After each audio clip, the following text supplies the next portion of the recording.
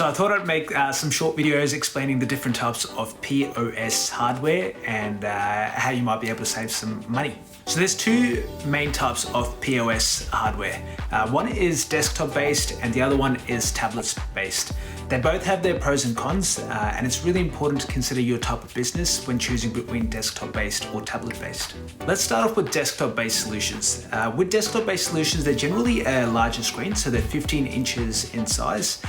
They're connected to a power source directly and they have a pretty sturdy stand. So it's going to stay in one place and it's really useful for places such as a restaurant or a grocery store. So moving on to the tablet-based solutions, the screens you can see here are a little bit smaller. They're usually around 10 inches, but they're a lot more mobile. So if you have a place like a food truck or a pop-up clothing store, this can be really useful if you're going from one place to the other.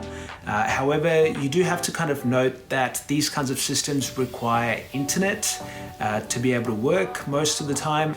And the other thing is that you do have to constantly charge your tablet to make sure you have enough power throughout the day.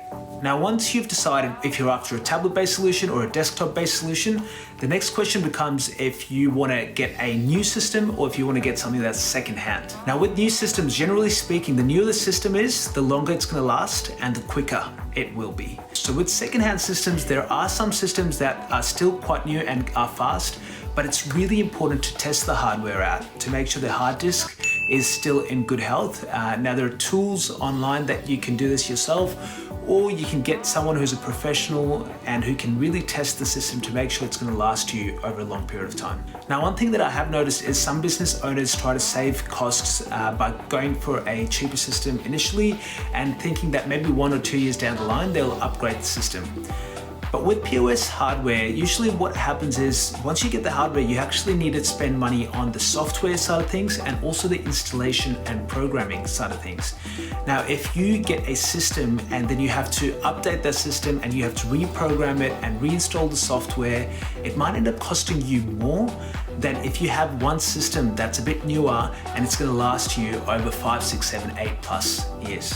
Once you've decided on your hardware, the next step becomes deciding on your software. And now that's really, really important. And I'll be making videos that you'll be able to find down below.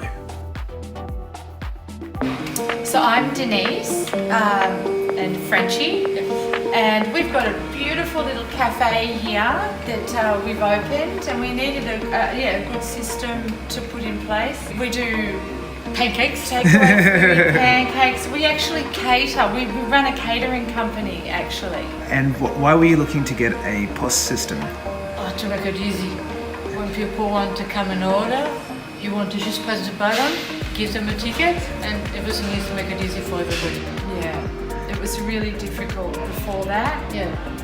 Especially when we were busy. So this really helps us to separate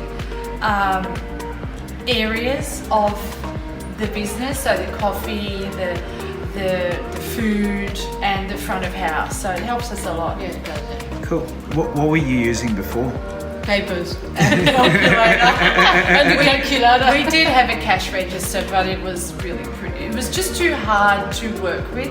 Whereas this system is really good because it just does everything for us. Cool. And how was it trying to set up your own menu and the help that you got? Oh, that's good. Fantastic. That was fantastic. the best part about it. It was great. I know. That was So it was so simple. Yeah. Yeah.